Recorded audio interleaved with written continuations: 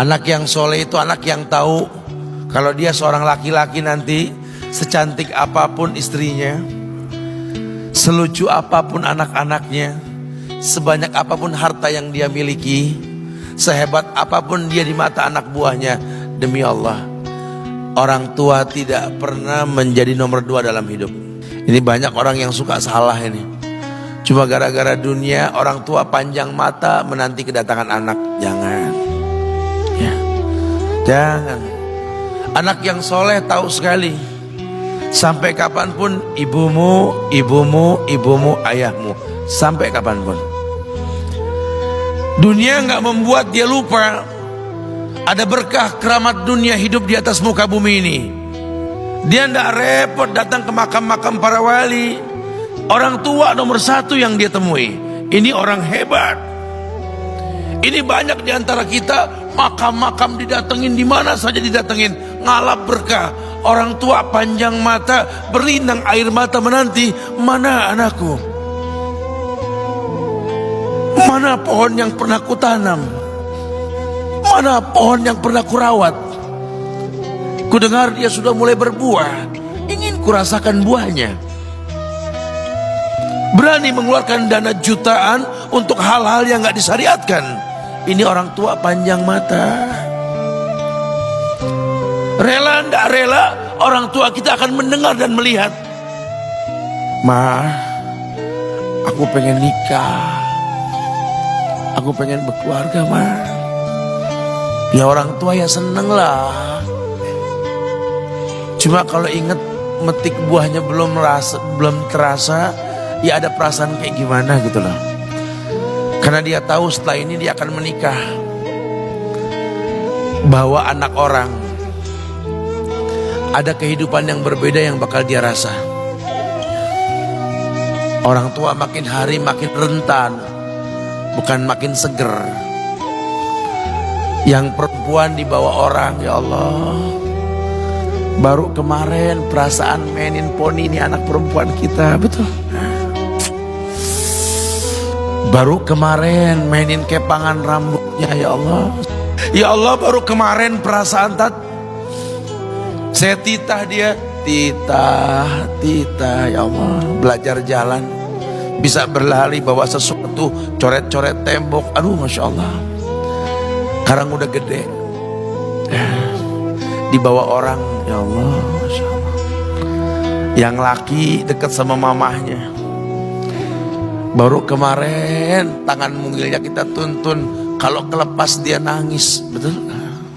Sekarang tangannya keker besar, tangan ibunya keriput, betul. Mau nangkep tangan anak pun sudah mulai susah. Membawa anak orang datang dengan gagah, cium tangan, cipika-cipiki, udah. Ma, kita jalan dulu, Ma, ya. Udah, Mama, udah. Digandeng tangan kekasihnya, dirangkul pundaknya. Ini anak laki ndak tahu ibunya kayak diiris-iris jantungnya. Dia lihat tangannya yang keriput, ya Allah. Udah berapa lama tangan ini nggak dibawa sama anak ini? Udah berapa lama tangan ini nggak digandeng sama anak saya? Kita merasa bangga akur merangkul istri kita, ibu kita ngelihat pundaknya. Udah berapa lama pundak ini gak dirangkul seperti itu, ya Allah. Dulu aku berdandan secantik-cantiknya, ku dandankan anaknya, ku bawa di hadapan kawan-kawanku bangga. Lihat anakku. Tapi dia gak pernah berdandan rapi membawa aku ke hadapan teman-temannya. Lihatlah ibuku. Ibunya sudah kebayang, ya Allah, ini anak bakal minta nikah sebentar lagi. Yang wajar kalau orang nanam pohon pengen metik buah, wajar. Ini buah belum terasa, pohon sudah mau dibawa, kebayang tidak? Ya Allah. Mulai dia kebayang. Sehingga rasa-rasa seperti ini menjadi tumpukan rasa di hati orang tua kita, yang nanti pada akhirnya dia pun bakal kembali ke hadirat Allah, kita pun bakal kembali ke Allah, betul? Sementara yang namanya kemuliaan datang dengan cara sabab yang benar. Ridallah fi ridal walidain wa sukhtullah fi sukhtil walidain. Ridanya Allah ada di ridho orang tua, murkanya pun sama. Karena semua ibadah yang dia lakukan berujung pada surga. Dan yang paling gampang ketika dia mau menaklukkan dunia, demi Allah, berkah orang tua dulu yang dia ambil. Ini dirasa oleh orang mulia yang Nabi katakan, innahu min ahlis sama, innahu min ahlis sama. Manhu? Siapa dia? Sahabat, manusia yang pernah hidup zaman sahabat tapi nggak ketemu Rasul, yang bernama Uwais Al-Qarni, pemuda miskin pengembala kambing di negeri Yaman. Padang tandus yang dia tinggal di situ, yang dia kesampingkan hidupnya untuk ibunya, untuk ibunya. Tidaklah terucap kalimat satu yang ingin ibunya pengen, kecuali Uwais pasti akan melakukannya apapun, dan ibunya cacat. Apa kata Uwais? Tidak akan pernah terlontar kata dari mulut ibuku kecuali kan kulakukan yang dia inginkan. Masya Allah. Ibunya cacat dan dia menomorduakan diri, yang penting orang tuanya dulu. Hingga satu waktu ibunya berkata, wahai Uwais, ibu sudah tua. Andai kematian mendatangi ibu, ada beberapa keinginan yang ibu pengen merasakan keinginan tersebut. Mungkin enggak ya? Apa Bu? Katakan. Ibu pengen haji. Bengong, Wais, ya Allah Bu, ini Yaman, Hadramaut, yang sekarang saja pesawat itu bisa 3 jam menuju Saudi itu, 2 jam lebih lah menuju Saudi. Ini lebih jauh lagi, kebayang berapa ratus kilo, berapa ribu kilo nggak tahu. Ya baiklah ibu, kata Uwais, aku tidak pernah menolak permintaan ibuku, tapi kali ini aku tidak bisa menjawab karena mikir gimana caranya ini. Apalagi dia seorang pemuda yang punya penyakit sopak, ada tanda-tanda putih di bagian badan itu kayak pano besar gitu tuh. Udahlah, terserah gimana nantilah.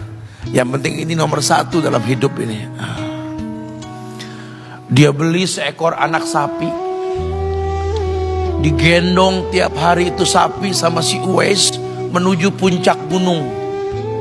Turun lagi, gendong ke atas, turun lagi tiap hari. Sampai orang bilang, Uwais gila no. Orang sapi dipiara, dia digendong tiap hari naik gunung yang tinggi. Sampai nggak berasa, dikatakan 8 bulan dia lakukan itu. Sehingga terbentuklah fisiknya yang bagus karena olahraga tiap hari bawa itu sapi.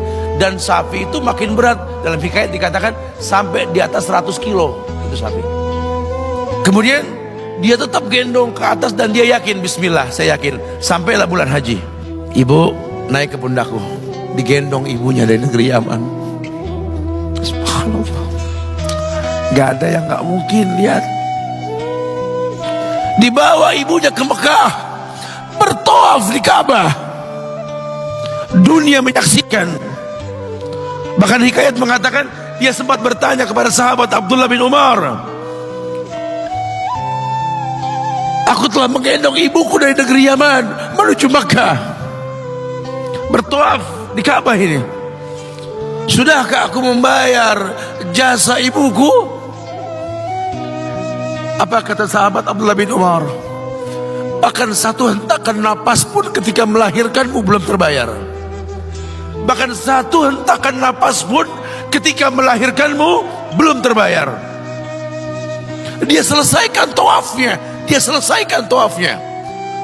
Selesai tawaf, dibawa ibunya ke makom Ibrahim untuk sholat 2 rakaat. Selesai sholat, dia angkat tangan, dia berdoa kepada Allah, ya Allah, ampunkanlah ibuku ya Allah. Ampunkan ibuku ya Allah. Masukkanlah dia ke sorgamu ya Allah. Masukkan dia ke sorgamu ya Allah. Ibunya berbisik, Uwais, sudahlah, mintalah pada Tuhanmu ampunan untuk dirimu dan sorga untukmu. Wallahi wahai ibu, Allah ampunkan kamu, Allah masukkan kamu ke sorga, cukup untukku. Ridhomu yang kubutuhkan wahai ibu. Lihat, manusia saleh, hasil doa Rabbi habli minas solihin. Lihat, makanya ketika Nabi mengatakan innahu min ahli sama, ini manusia penghuni langit. Umar, Ali, temui Uwais.